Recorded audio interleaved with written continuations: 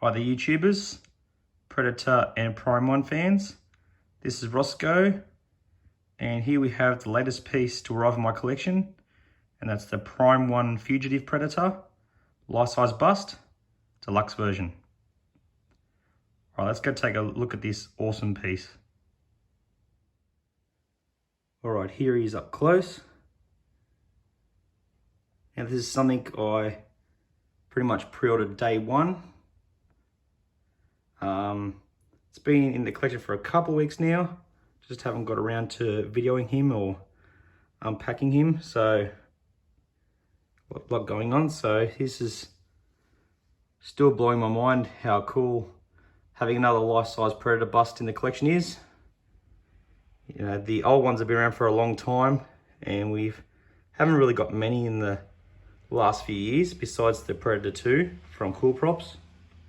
Got a few more coming soon, but they've been delayed like numerous times. Some are well over a year and a half to 2 years late now. So yeah, it's great to finally get something. It is a big bust. As you can imagine, it's a full torso. You know, you got the whole torso, and then you got the little bit of the base there. Got the Predator emblem there.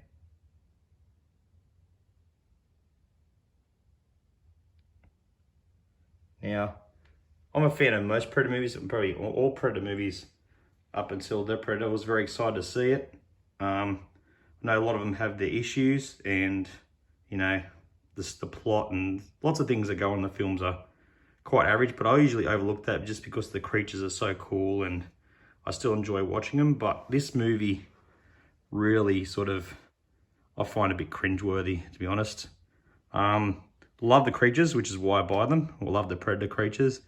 But yeah, I can watch all the Predator movies, but this one I struggle to get through, which is quite a shock to me, because usually I can put up with B grade and even C grade movies sometimes, just due to the creatures that are in them. But just the dialogue and the the CGI, and you know, it sort of craps on the original films a little bit. I didn't think you'd get any worse than a couple of others they did, but you know, they did. But anyway, bust itself, very detailed. Comes in two parts. You've got the torso section, and you've got the head with the dreads attached. So what I like to do, what they've sort of teased a while ago when they unboxed it before it was released, they put plastic bag or some sort of plastic over the torso first, because these dreads here, they've got a slight flex to them, but not much, you know, so it's not something you want to have bend or hit. You know, you can end up with paint rub, chipping, or even complete breakage. So sliding that on and lining it up, especially by yourself, which I did, was quite a little bit challenging. So I put the plastic over it, then slid it on really carefully, and eventually jumped in there. Just had to peel the plastic out from underneath it, just to make sure that all these dreads didn't rub up against the torso and rub black paint or rub some of the silver off the body. So that was a nice tip that I picked up from Prime 1. But yeah, so get that on. You've got the shoulder cannon, that's a separate part. And with the Deluxe, you get the 2 biomasks, which I'll show you shortly. And there's a couple little add-ons for those masks as well. So it comes in 2 huge boxes. Shipping was a killer. This came to Australia only as the regular. We only get the regular usually down here. Only recently we started getting a couple of Deluxe versions from Prime 1 at our local distributor, but due to COVID, I think they wanted $1,200 US to ship this to Australia, so there's no way that was happening. So I ended up going through Sideshow, and I saved at least $400 or $500 through Sideshow, but still the shipping was massive. But being a massive Predator fan, I had to have the extra mask. Unfortunately, as with many other Predators that are being released, they are decaled, a lot of the details. You can sort of see where they're just sort of hovering above the others there.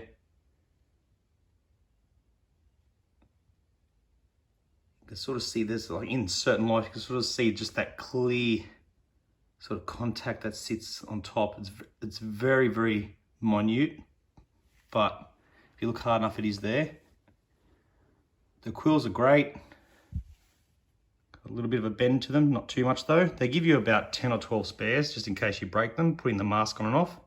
So this is the first Predator bus where you can put the mask on, you know, light it up and take it off. But I have issues with that, which I'll discuss shortly. So I much prefer showing all this detail off under the face or of the face. I think the mask just covers all that up, which is a shame. So I'll have to make some sort of stand for both the bios. It's very glossy. It's got like a gloss coating over the top. Some areas is like a light shade, just a faint gloss, and then you've got like a heavier gloss around the edge. Paint's a little bit darker, a little bit more brown, more so than the prototype. The eyes look a little bit cross-eyed in certain angles. I know in other films that sort of did look the case due to the contacts they were wearing, but it would be nice if one of the eyes, or maybe this one here, a little bit more to the left there would have been nicer. But I get that's how they look in certain scenes, so that can be forgiven somewhat. The dreads don't have the seam lines like the prototype did. They seem to be filled and painted. I know the prototype you could really see these gaps where they connected them in. That's all fixed up. Nice detail to them. They are connected. Well, some of them are connected, some of them are separate. They would have been in sort of bunches and then sort of glued in. That bunch glued in there, and then another bunch. Separate sculpts all glued in. They're not individual. And you've got the gun here, the shoulder cannon. So this sort of top section comes off. Something you've got to be careful of putting that in and out. It is polystone. You will get paint rub on certain joints on the inside. So that's something you've got to be careful of, not trying to pull it up and close it, you know, too often. The button's here for the light feature. It's LED operated. Nice bright light there, which is brilliant. We haven't got that on a Predator bus before, so that's a nice touch. Has a slight bit of movement. Easily switched off.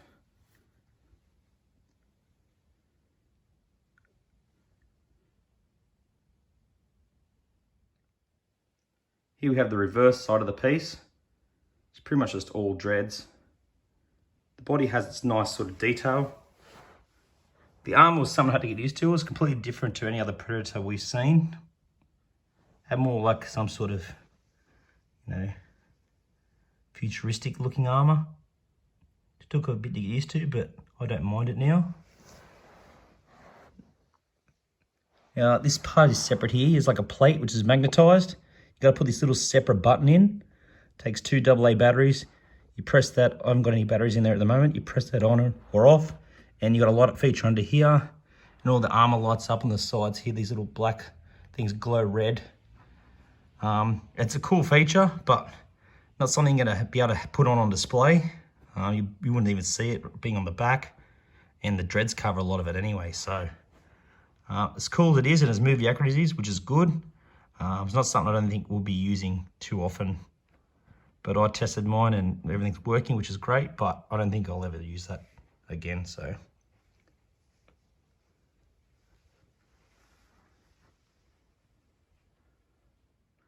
All right, next we have the biomasks it comes with. So if you bought the regular version, which I think is waitlisted already, this is the mask you'd get with it, so you'd only get the one. Got a nice chrome glossy finish, nice silver and black. Painted really well. I actually really like this. A lot better quality than what other masks we've seen in the past from some companies. So yeah, that's really nice. You got a big sort of magnetized plate underneath. So if I flip it over, so there's your plate. It's all got felt on the inside, little felt cutouts. And you've got this plate here that's magnetized. You lift that up. You got your 2 AA batteries. Install them, and then you can basically just press this part here, just gently, and then you've got that green glow, which pays homage to the original Predator from the first film that the Fugitive wore throughout the majority of the film. He's also got the red lighting on the side here and on the other side. That's a cool touch. So yeah, that's really cool. A lot of people seem to like to display it with this mask. And if you bought the Deluxe, you get this one here. So it's the battle damage version. So it's the one that the kid ends up with. I think that the Predator's trying to get back. So yeah, it's a bit more of a bronzed age look to it. You can sort of tell the difference there. It's got more silver, and you've got your sort of yellow tinge to this one. So a lot of detail with the battle damage. The good thing about this one is it glows red. So you press that, you got the red light all over, which is really nice. You got this little piece here. It's laser targeting stuff, which is not on this one. You can't seem to add that to that one. It's going to be on this one here. So you open that up, put in some cell batteries, which Prime 1 didn't supply, unfortunately. So I've got to get some of those and test to make sure this works. But got a button there, and that lights up red as well for the laser targeting, which is a nice touch. And you've also got this separate sort of laser target on the back there, just sort of sits in. That sort of, I think that's what the kid ends up accidentally killing someone with, or in the film it sort of ends up doing its own thing automatically. So that's cool, they've added that, but that's something you gotta be careful of. It only sits in there with a magnet, so yeah. I'll be very careful about displaying that when you do display it. But yeah, being a major Predator fan, I had to have both masks, but I will not be displaying these on the bust at all, because I just think covering up that face sculpt is a shame. I'll try to make some display stands for these. But another issue is this, I'm going to see, is going to be a major problem in the future. If you're putting the mask on and off quite regularly, which I know a lot of people will, it's always been a problem with Predator busts with either custom makers or people that have been around the Predator sort of sites and things for a long time. They don't really make them with masks that are removable. If they usually have a mask, they usually stay on permanently, because these here is paint rub. You're gonna get paint rub all over the head. So even though this has got felt on it, it's covering there, the sides is just metal, and it doesn't the felt doesn't fully cover the side. This should have been completely softened all over. I'll have a cap. This is gonna rub if you're trying to line it up, move it around. You haven't put on straight, you gotta pull it off. These are very strong, you gotta pull it off hard, put it back on again. This is just gonna shred and destroy the decals on your Predator's crown.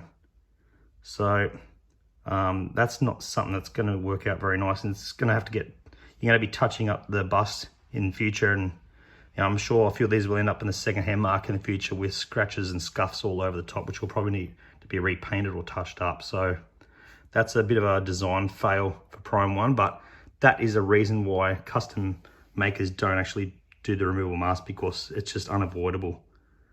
Cool they've been able to do it, but I don't think they've thought it through enough for longevity.